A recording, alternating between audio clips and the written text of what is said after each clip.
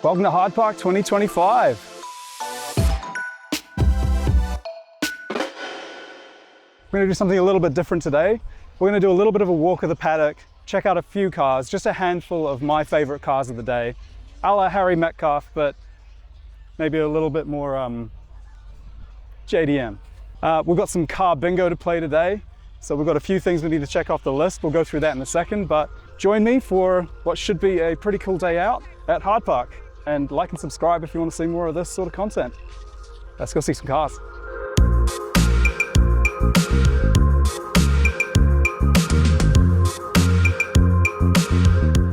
Now, as I mentioned before, we've got a little bit of a bingo game to play. If my wonderful assistant's coming a bit closer, you'll see we've got a few of what I would consider to be some of the classics of a especially JDM focused meet. ITBs, mismatched wheels, modified Tesla, of course. Everyone loves a modified Tesla. Aftermarket scissor doors. I mean, a lot of these we've probably already seen on the way in. In fact, I got a shot before of an anime wrap on the way through, so we can tick that one right off. No expense spared, by the way, black and white printing, only the best for JDM classics. So we're going to go through this list, see if we can obviously get a bingo, but I'm thinking we might be able to tick everything on the list. Everything on the list. So yeah, join me and let's see what we can tick off. I think we've already got a couple of these bingo items. I've definitely seen some winking lazy pop-up headlights, and I've definitely seen a car with an info sheet stuck on the dashboard, so let's go find it. Oh, check this out, R31 Skyline. Fucking two-door as well. Spotted. Lazy pop-ups. Boom. All right. The info sheet, I'm pretty sure, is on that Datsun 240. This absolutely beautiful Datsun 240Z. So yes, one of our bingo items was the classic information sheet on the dashboard. I think this car, more than any, probably has earned it though. That was put in as kind of a joke item, a little bit cringe, but it's pretty cool.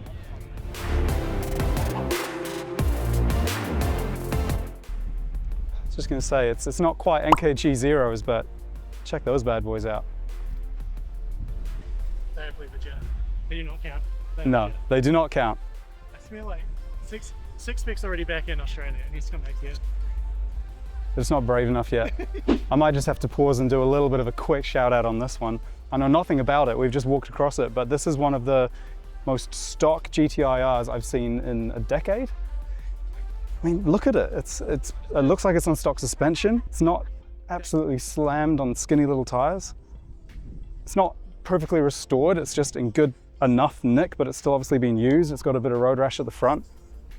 What a beauty. I love the red as well. This SVX here, we've seen it at a few events now. It's a 1995 SVX, manual swapped. So if you know much about the SVX, you'll know that it was a bit of an attempt for Subaru to make kind of a luxury GT. So Subaru had been known for making lots of small hatchbacks, K cars, that sort of thing for a long time, and this was them really breaking into a more affluent market. Didn't quite work out. They didn't sell many of them. They lost quite a lot of money on each car. But one big thing about the SVX is it was always held back, in my view at least, by only being offered with an automatic gearbox. This one's a little bit different. Let's take a closer look. Hey mate. Hello baby, I'm John. Hey John, Rob, hey. Okay, love to meet you, Rob. Nice to meet you.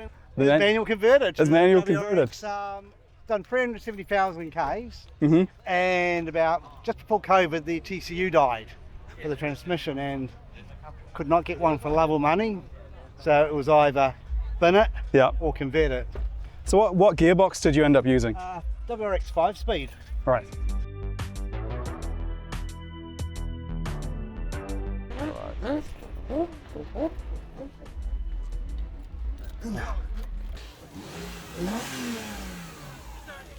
That's smooth. I love the interior in these. I love this suede look that you've got around. Great day, lovely to meet you. Enjoy the sun, guys. Flip flop and slap. What a legend.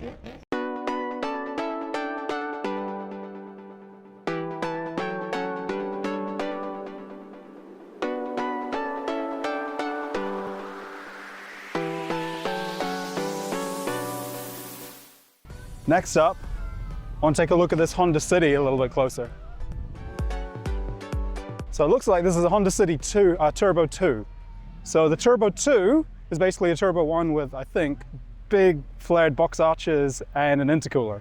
But they all made about 100, 110 horsepower. This is one of the earlier examples of Honda turbocharging their cars. God, just look at these flared arches. I love the purple detail of the accents as well, the white on purple look. This whole thing is just a monument to the 1980s. It's even got a sunroof. The boot, famously big enough for the Moto Compo, the tiny little scooter thing, moped that you could drive around on. Obviously that's not in here right now, but I have seen another one driving around, so who knows, maybe.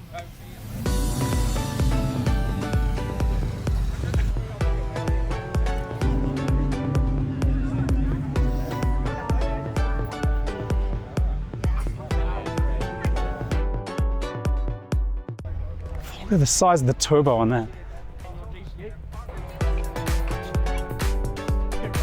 Yeah. Peak. This is definitely one for the bingo sheet. We had V8 swap.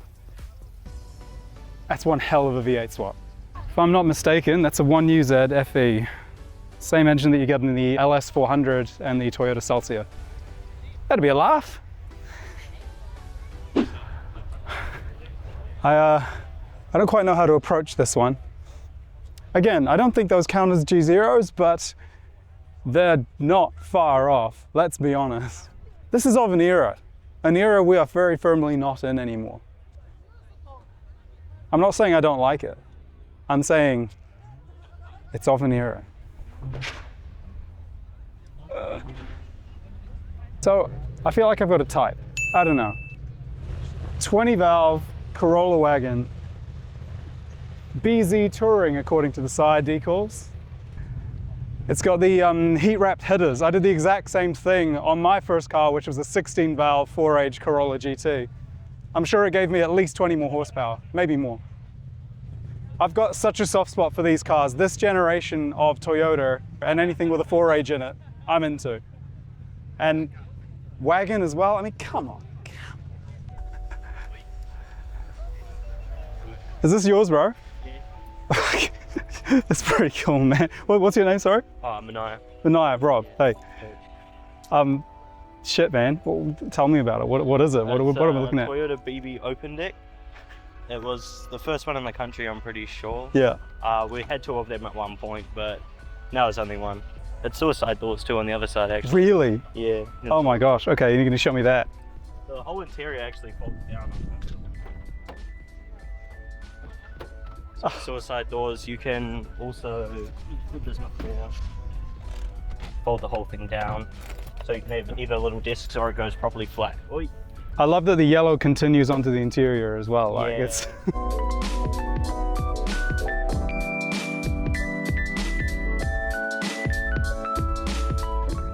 all right, we have some bingo to do.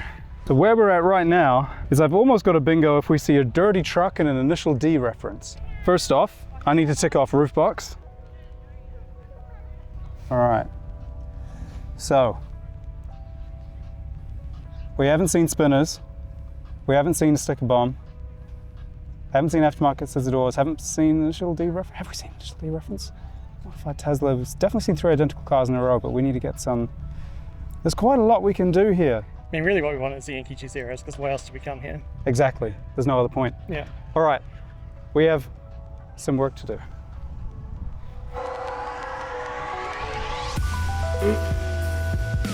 They're not initial D references. We have come up short.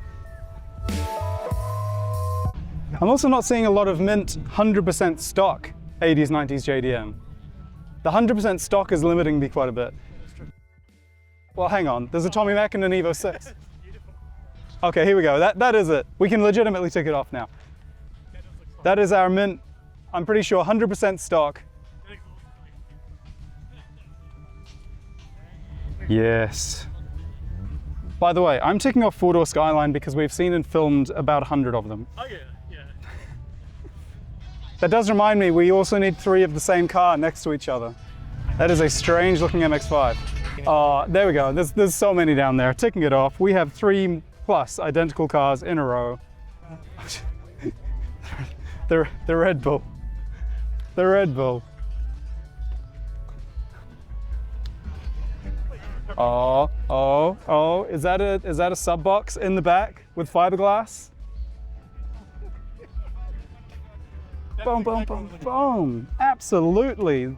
2000 style sound system in the boot, ticked off. That's awesome. That's legitimately really cool.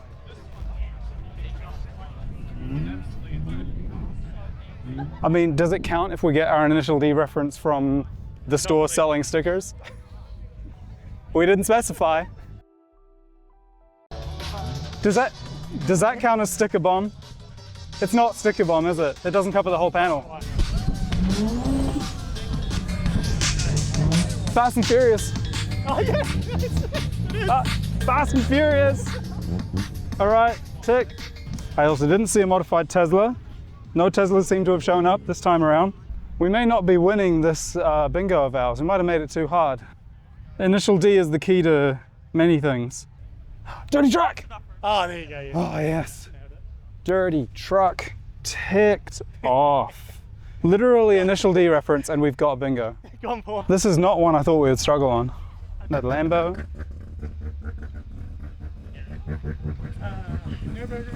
Oh. A GRM and Yaris. That's actually quite rare. So these are the pre-GI Yaris, GI Yaris.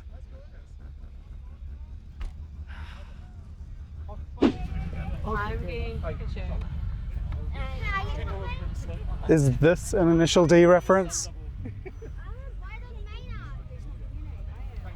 I don't think we get it. I'm sure, of course.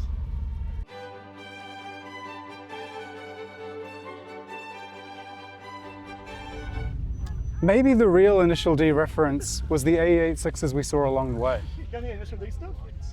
Nah.